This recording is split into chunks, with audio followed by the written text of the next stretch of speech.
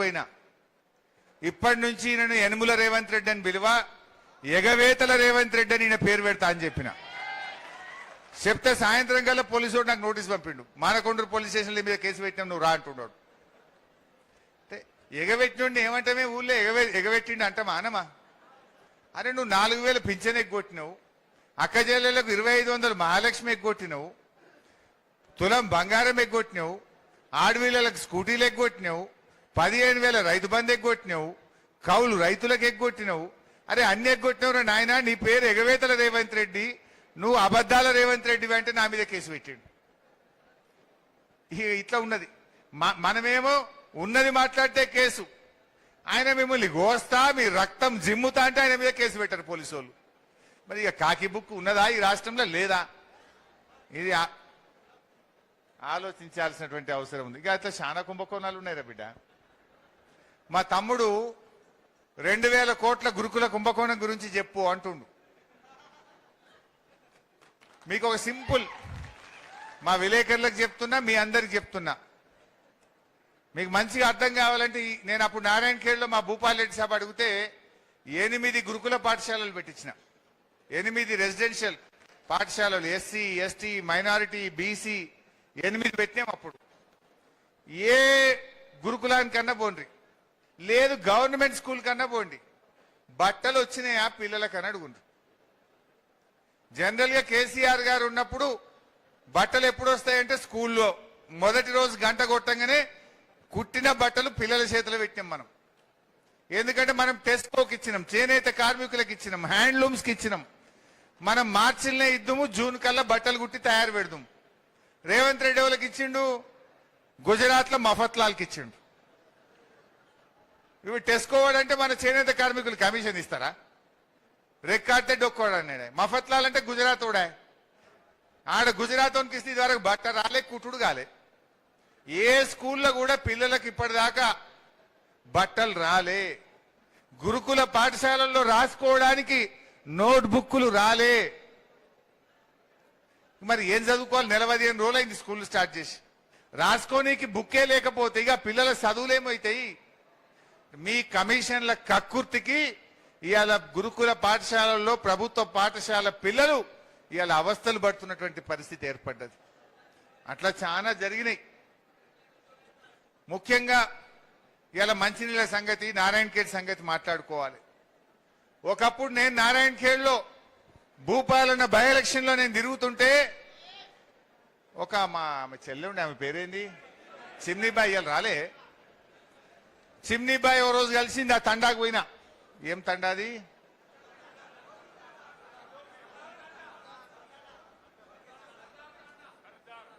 ఒక్కరు చెప్తే పడతారు, ఇప్పుడు 6 చెప్తే గడబడైపోతుంది. సర్దార్ తండా, బోర్గీద్ పక్కన సర్దార్ తండా. ఓ రోజు పోయినాం. నులుక మంచం మీద స్నానం చేస్తాం మేము, కింద తాంబాలం పెట్టి మళ్ళా నీళ్లు వాడుకుంటాము అని చెప్పింది చిమ్నీబాయి, చెప్పింది. ఆ తండా వాళ్ళందరూ చెప్పిండ్రు. కేసీఆర్ గారు దృష్టికి తీసుకుపోయి స్పెషల్ డ్రైవ్ పెట్టి మిషన్ భగీరథలో ఇంటింటికి నల్ల పెట్టి కంగ్టీ టు నారాయణఖేడ్ ప్రతిరోజు నల్లా వచ్చేటట్టు చేసినాం.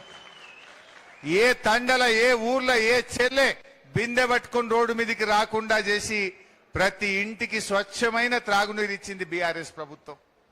మరి ఇవాళ ఏమైంది? ఆ రోజు ఎండాకాలంలో కూడా రోజు నల్లొచ్చింది కదా. మరి వానకాలంలో నారాయణఖేడ్లో 3 రోజులకు ఒక్కసారి నల్ల ఎందుకు వస్తుందో ఈ రాష్ట్ర ప్రభుత్వం సమాధానం చెప్పాలి. రేవంత్ రెడ్డి సీరుతా, కోస్తా, పీక్తా, ఏక్తా కాదు, నల్ల ఎందుకు వస్తలేదు నారాయణఖేడ్లో? దీనికి ముందు సమాధానం చెప్పు. గండ్ల వీకు నువ్వు సీరేది ఉంటే నీళ్ళు ఎందుకు వస్తలేవో అధికారులను గట్టిగా ప్రశ్నించు. నీ పనితీరులో చీరుడు చూపి, గాని ఇవాళ మనుషుల్ని చీరుడితే ఏమొస్తుంది? నువ్వు ముఖ్యమంత్రివా? నువ్వేంటిది? కొంతమంది 15 రోజులకోసారి వస్తుంది నారాయణఖేడ్లో నీళ్ళు అంటున్నారు, కొంతమంది 3 రోజులు అంటున్నారు, కొంతమంది 5 రోజులు అంటున్నారు. మరి ఈ పరిస్థితికి కారణం నువ్వు కాదా? కట్నీళ్లు పెట్టే పొయ్యిలకు ఇచ్చిపోయినాం నీకు. మిషన్ భగీరథ ప్రాజెక్ట్ అంతా కట్టి 4 ఏళ్లు నడిపి 4 ఏళ్లు పబ్లిక్ నీళ్లు తాగినాక కదా నీకు ఇచ్చినాం. నీకు ఎందుకు నడప శాతం అయితలేదు? ఎందుకు ప్రజలకు నీళ్లు ఇవ్వలేకపోతున్నావు అని నేను అడుగుతా ఉన్నా. ఇవాళ మన బోరంచ నీళ్లు అందుతలేవు, బోరంచ కాడ నీళ్లు వచ్చే పరిస్థితి లేదు. రాఘవాపూర్ దగ్గర అవి న్యాల్కల్కు జరాసంగంకు పోతాయి. రాఘవాపూర్ పంప్ హౌస్ కు నీళ్లు అందుతలేవు, పోచారంలో నీళ్లు అందుతలేవు, పాంపాడ్ కాడ కూడా నీళ్లు అందుతలేవు. దీంతో ఇప్పుడు ఏమైపోయింది, ఇటు నారాయణ్ ఖేడ్, అటు అందోల్, అటు సంగారెడ్డి, ఇటు జహీరాబాద్ ఎక్కడ కూడా మంచినీళ్లు రాక ఇవాళ ఈ జిల్లా మొత్తం కూడా బాధపడుతున్న పరిస్థితి. అంటే ఈ ప్రభుత్వం మంచినీళ్లు కూడా తాపలేకపోతా ఉన్నది. ఇలా ఎంత దుర్మార్గం అంటే సింగూర్లో మంచిగా నీళ్లుండే, నిండా నీళ్లుండే సింగూర్లో, దాన్ని మరమ్మతు చేస్తామన్నారు, ఉన్న నీళ్ళని ఖాళీ చేసిండ్రు. పోనీ మరమ్మతన చేసిండ్రా, ఎండాకాలం బాయ్ వానకాలం వచ్చింది, 30 పైసల పని కూడా కాలే. ఉన్న నీళ్లు తీస్తిరి, మరమ్మతు చేయకపోతుంది. ఇప్పుడు మళ్ళా కాలమైనా మరమ్మతు కాలే, మళ్ళా కాలే అంటే ఇంకా ఎన్ని రోజులు బాధపడాలి? ఉన్న ప్రాజెక్ట్ నాగం చేస్తుంది, కాళేశ్వరం ను మరమ్మతు చేయమంటే చేయకపోతుంది. ఇగో ఈ రకమైనటువంటి పరిస్థితులు మనం ఈ రాష్ట్రంలో చూస్తా ఉన్నాం. ఇవాళ నేను రేవంత్ రెడ్డి గారిని ఒకటే అడుగుతున్నా, ఎందుకు మా నారాయణ ఖేడ్కు మంచినీళ్ళు వస్తలేవు, ఎందుకు మా సంగారెడ్డి జిల్లా మంచినీళ్లు రాకుండా బాధపడుతుందో మా మంత్రి సీతక్క సమాధానం చెప్పాలి, ముఖ్యమంత్రి రేవంత్ రెడ్డి గారు సమాధానం చెప్పాలని నేను అడుగుతా ఉన్నా. ఆ రోజు బీఆర్ఎస్ ఎప్పుడు కూడా నీళ్లకు ఇబ్బంది కాకుండా ఇచ్చింది, మరి నువ్వు ఎందుకు ఇవ్వలేకపోతున్నావు? ఇవాళ ఈ నీళ్లు ఎందుకు వస్తలేవో కూడా ఇవాళ మీరు సమాధానం చెప్పాలని కూడా నేను అడుగుతా ఉన్నా. రైతు బీమా వస్తుందా? ఇప్పుడు 6 నెలల రైతు బీమా బంద్ పెట్టిండ్రు. 6 నెలలకెళ్ళి రైతు బీమా బంద్ అయింది. మీ ఊర్లలో ఎవరైనా రైతు చనిపోతే 6 నెలలకెళ్ళి బీమా పైసలు కూడా బంద్ చేసిండ్రు. ఎల్ఐసికి పైసలు కట్టలే వీళ్ళు. ఒక మంచి పథకం, ఎవరైనా రైతు చనిపోతే ఆ కుటుంబానికి రైతు బంధు పథకం ఒక ధీమాగా ఉండే, 10 రోజుల లోపలనే 5 లక్షల రూపాయలు వచ్చి బ్యాంకులో పడతా ఉండే. ఇవాళ 6 నెలలకెళ్ళి ఆ పథకాన్ని కూడా ఆపేసినటువంటి పరిస్థితి ఉన్నది. ఇంకొక విషయం చెప్పాలి మీకు, ఎలక్షన్ల ముందేమో రేవంత్ రెడ్డి మీరు వడ్లు బండియిండ్రు, ఎంత బంట కొంటా అన్నాడు. ఈ మధ్య మీరు గమనించిండ్రో లేదో, మొన్న ఒక స్టేట్మెంట్ ఇచ్చిండ్రు కేబినెట్ మీటింగ్ అయినాక, కేంద్ర ప్రభుత్వం ఏది కొనమంటే గదే కొంటాం, ఎంత కొనమంటే గంతే కొంటాం అని చెప్పి చేతులు ఎత్తేసింది రాష్ట్ర ప్రభుత్వం. మన నారాయణఖేడ్లో జొన్నలు పండుతాయి. మా భూపాలన్న చెప్పంగానే నేను జొన్నల కొనుగోలు కేంద్రం పెట్టినాం, గింజ లేకుండా కొన్నాం. మక్కలు పండుతాయి, మనమే కొన్నాం. అదేవిధంగా శనగలు పండుతాయి, మొత్తం మనమే కొన్నాం. కందులు పండుతాయి, మొత్తం రాష్ట్ర ప్రభుత్వమే కొన్నది. వడ్లు పండితే ఎంత పండితే అంత కొన్నాం. ఇప్పుడు ఇలా ఈ కాంగ్రెస్ గవర్నమెంట్ ఏమంటుందంటే, ఇప్పుడు ఈ వానకాలంకెళ్ళి, ఈ వానకాలం పంటకెళ్ళి కేంద్రం ఢిల్లీ ఓడు ఎంత కొనమంటే గంతే కొంటా, ఏ పంట కొనమంటే గా పంటనే కొంటా అంటుండు. మరి ఏం కావాలి మనం? ఒకసారి చూడండి ఆ వీడియో. మీరు వరి ఈనాడు ఇందిరమ్మ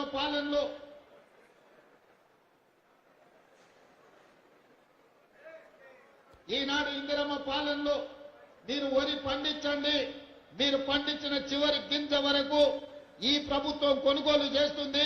మీకు గిట్టుబాటు ధరనే కాదు, వ్యవసాయాన్ని లాభసాటిగా చేస్తామని చెప్పి ఈనాడు మన ప్రభుత్వం నిర్ణయం తీసుకున్నది.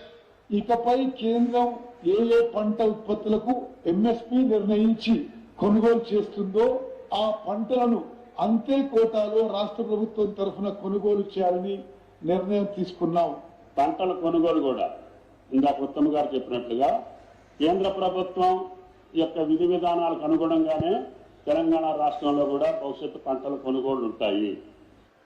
అంటే కేంద్రం కొనమన్నదే కొంట, ఎంత కొనమంటే గంతే కొంట. మరి నువ్వెందుకున్నావు? పీక నీకున్నావా? నువ్వెందుకున్నావు? కేసీఆర్ కొనలేదా? కేసీఆర్ ఢిల్లీ పేరు చెప్పి తప్పించుకున్నాడా? మరి నువ్వెందుకు చేతులు ఎత్తుతున్నావు? నువ్వెందుకు? ఈ రాష్ట్ర ప్రభుత్వం ఎందుకు? నీకు ముఖ్యమంత్రి కూర్చేందుకు? కొనాలనా వద్దా? ఇప్పుడు ఢిల్లీ వాళ్ళు మక్కలు కొనరు అంటే ఇప్పుడు ఈ వానకాలంలో ఎవరైనా మక్క పెడితే వాళ్ళ పరిస్థితి అంతే సంగతి. ఇక అడ్డికి బహుషేర్ అమ్ముకోవాలి. కేంద్ర ప్రభుత్వం శనగలైనా కందులైనా పెసర్లైనా వాళ్ళు కేవలం 20 పైసలు చారాన కొంటారు, మిగతాది కొనరు. అంటే నువ్వు చారాన కొంటావు, మిగతాది బయట అమ్ముకోవాలనా? అంటే 10 క్వింటాల శనగలు